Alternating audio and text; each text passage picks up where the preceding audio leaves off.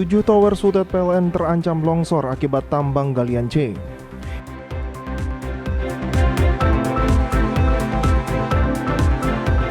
SMA Negeri 8 Raja Ampat butuh perhatian pemerintah Provinsi Papua Barat.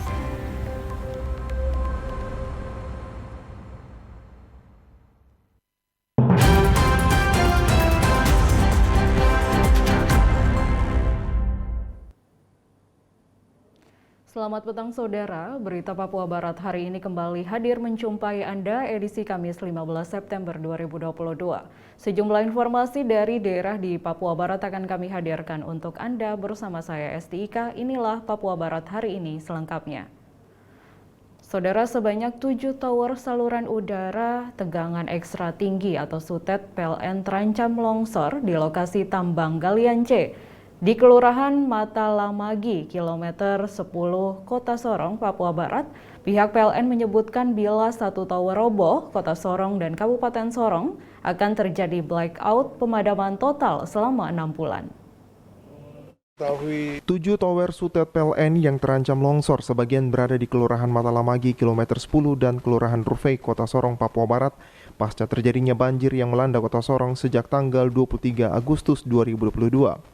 Untuk memastikan itu, Komisi Pemberantasan Korupsi KPK bersama pihak PLN, Dinas Kehutanan dan Balai Gakum Wilayah Papua dan Maluku meninjau lokasi tower Sutet yang berada di lokasi tambang galian C di kawasan hutan lindung. Kondisi itu dikhawatirkan bila galian C masih tetap beroperasi akan berdampak robohnya tower Sutet, maka akan terjadi blackout, tidak ada pasokan listrik. Ancaman longsor tower Sutet bisa dicegah bila ditangani dengan cepat dengan melakukan penanaman pohon di sekitar lokasi itu untuk mengurangi risiko tanah longsor. Pihak pemerintah Kota Sorong melalui Dinas Lingkungan Hidup berjanji akan melakukan pertemuan bersama warga sekitar untuk mensosialisasikan aktivitas di sekitar tower dihentikan karena sangat berisiko. Pengendalian proyek PLN Sorong, Martin, mengatakan lokasi tower T11 sampai T16 yang berada di lokasi galian C ada 7 tower yang terdampak. Meski kondisi tower masih berdiri, dikhawatirkan apabila masih dilakukan operasi galian C, tower akan roboh. Kalau terkait dengan lokasi tower T11 sampai T16 yang ada hubungannya dengan galian C ini, memang ada beberapa tower PLN yang terdampak, Pak.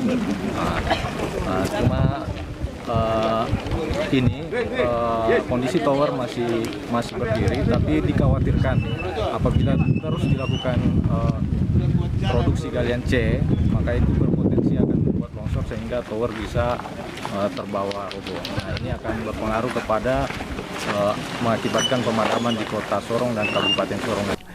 Apabila salah satu tower roboh, pemulihannya sangat lama, yakni 1 semester atau 6 bulan, akan terjadi blackout pemadaman total. Material tower, itu akan memakan waktu sekitar 6 bulan untuk proses hingga permanen perbaikan.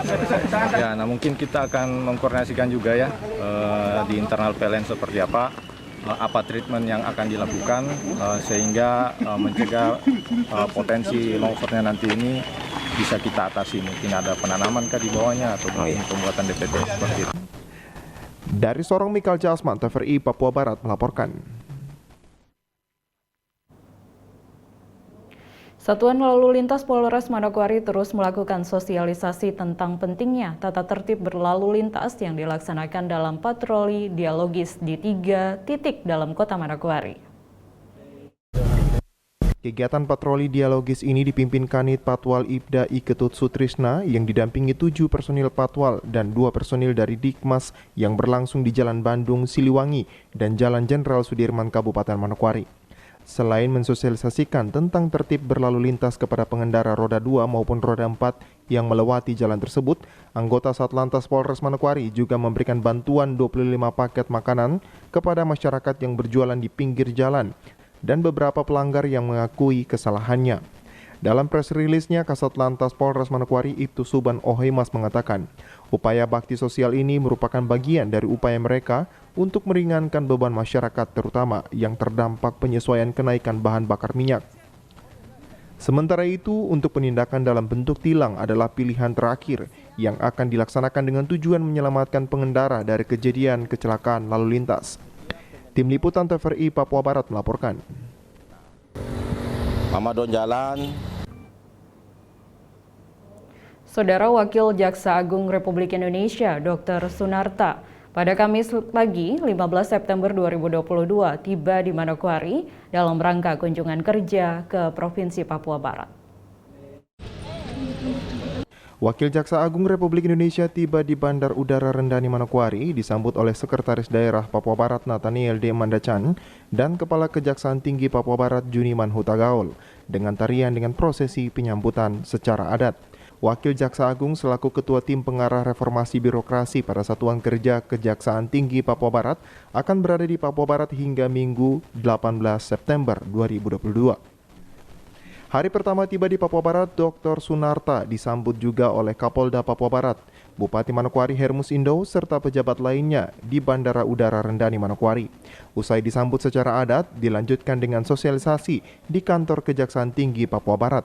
Kepada awak media, Dr. Sunarta menyampaikan kunjungan kerja yang ia lakukan bertujuan memberikan semangat bagi Kejaksaan Tinggi Papua Barat dalam melakukan wilayah bebas kerja dan wilayah bersih bebas melayani.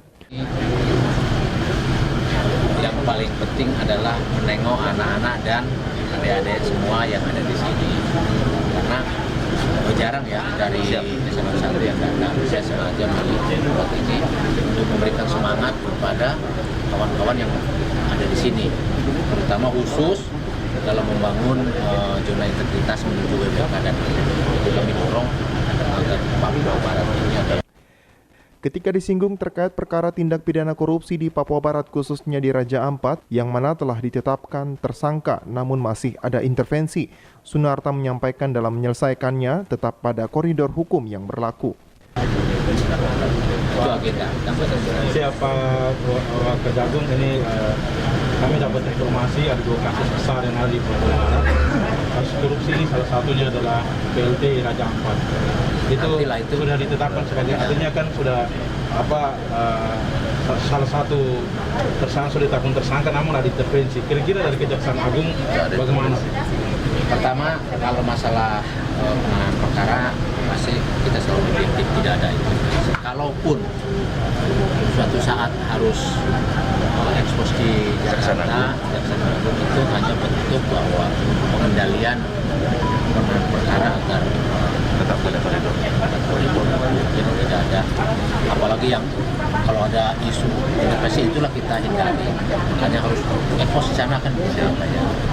Wakil Jaksa Agung akan ada di Manokwari selama sehari dan pada Jumat besok akan melakukan kunjungan kerja ke Kota Sorong dan Raja Ampat dengan berbagai kegiatan hingga Minggu 18 September 2022. Arina Irianan, TVRI Papua Barat melaporkan.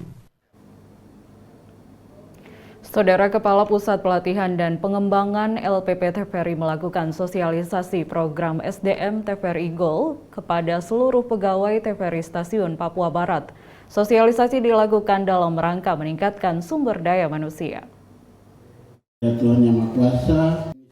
Kamis 15 September 2022, Kepala Pusat Pelatihan dan Pengembangan Puslitbang LPP TVRI Ibu Elvianti Analisa didampingi Rizal Damis, peneliti bidang program dan berita Puslitbang LPP TVRI, dan beberapa orang staf mengunjungi LPP TVRI Stasiun Papua Barat untuk menyampaikan tentang reformasi birokrasi dalam rangka meningkatkan kinerja SDM LPP TVRI di seluruh Indonesia.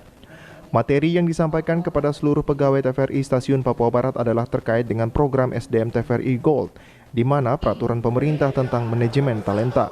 Evlianti Analisa mengatakan SDM TVRI Gold adalah miniatur dari manajemen talenta, yang merupakan program dari Kementerian Menpan RB untuk menilai SDM setiap aparatur sipil negara, salah satunya seluruh SDM LPP TVRI.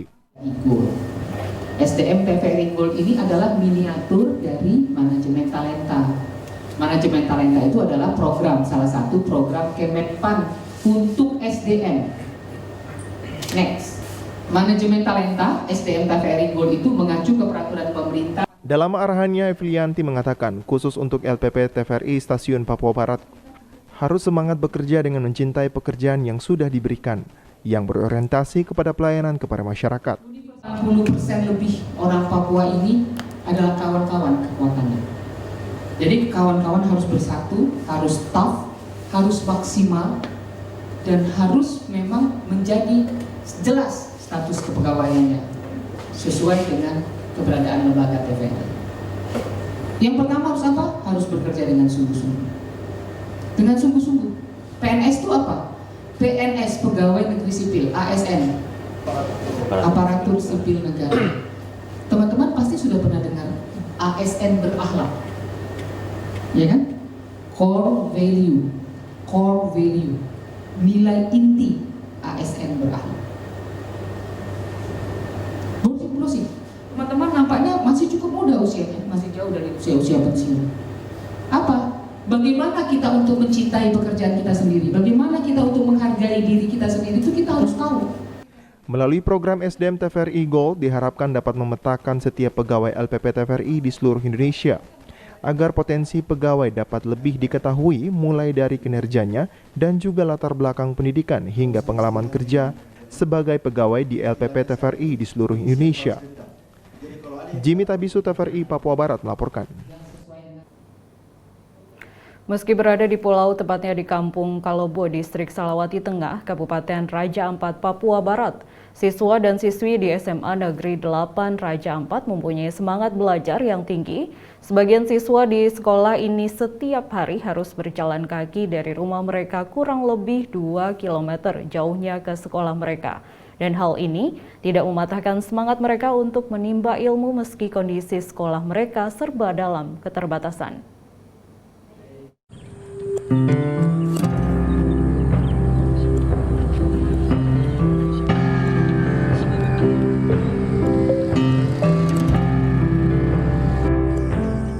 Cerita semangat bersekolah datang dari anak-anak di Distrik Salawati Tengah yang masuk wilayah Kabupaten Raja Ampat. SMA Negeri 8 Raja Ampat menjadi sekolah menengah atas yang ada di distrik ini. Lapor, bendera siap, kepala, sang merah putih, korban, dan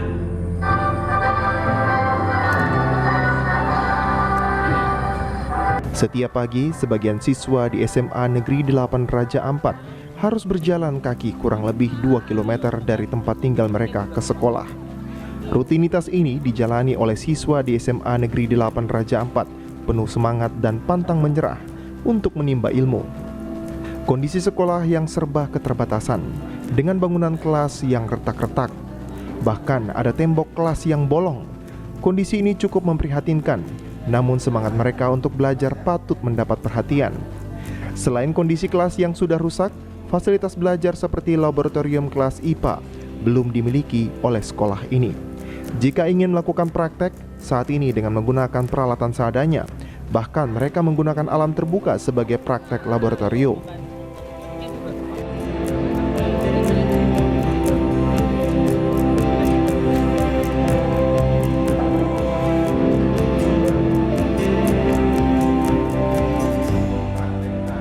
Fasilitas praktek olahraga tidak dimiliki secara memadai. Kondisi lapangan bola voli nampak kondisinya parah, berlumpur dan pecek saat musim hujan. Berdasarkan data yang dihimpun di lapangan, SMA 8 Raja Ampat sendiri telah berdiri selama kurang lebih 12 tahun. Namun hingga kini belum pernah mendapat bantuan dari pemerintah terkait bantuan untuk perbaikan sekolah dan menambah fasilitas belajar. Imelda Mobalen, salah satu siswa di SMA Negeri 8 Raja Ampat, impiannya dapat belajar dengan nyaman. Imelda mengatakan kondisi kelasnya rusak bahkan retak. Kondisi ini sangat mengkhawatirkan ia bersama teman-temannya. Nama saya Imelda Mobalen, saya dari SMA Negeri 8 Raja Ampat, kelas 11 IPA. Iya. Kondisi dindingnya retak-retak, terus logonya bocor. Iya. Takut tidak dengan kondisi seperti ini? Takut. Takut apa dindingnya roboh ya? Iya, takut. Iya. Terus kalau situasi begini nyaman tidak untuk belajar? Tidak nyaman. Jadi fasilitas yang lain yang email impikan di sekolah ini apa? Lab terutamanya. Lab apa? Lab fisika, lab kimia, lab biologi, dan lab bahasa. Oh begitu. Jadi harapannya apa? Harapannya agar bisa dapat lab. Dapat lab ya, pemerintah bantu ya? Iya. Hal senada juga disampaikan Herlon Salomo Maufilit, selaku Ketua OSIS di SMA Negeri 8 Raja Ampat. Ia mengaku cukup prihatin dengan fasilitas sekolah yang belum memadai. Namun Herlon bersama teman-teman tetap rajin belajar dan penuh semangat. Kondisi sekolahnya kami di sini pembangunannya belum begitu terpenuhi, banyak bangunannya masih rusak, dan kami punya fasilitas olahraga contohnya seperti lapangan voli masih belum begitu baik, akhirnya lapangannya pecek, jadi kami belum bisa menikmati lapangan itu. Meski berada di pulau, namun semangat belajar dan untuk maju cukup tinggi. Sehingga diharapkan pemerintah setempat segera memberikan bantuan bagi sekolah-sekolah yang kondisinya sama seperti SMA Negeri 8 Raja Ampat. Semoga impian siswa di SMA Negeri 8 Raja Ampat terkabulkan. Ini merupakan potret pendidikan yang ada di Papua Barat.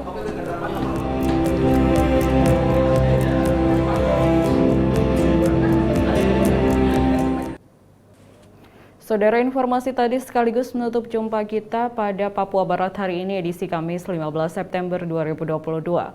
Mewakili seluruh kerabat kerja yang bertugas, saya Esti Ika pamit undur diri dari hadapan Anda. Terima kasih atas kebersamaan Anda dan sampai jumpa.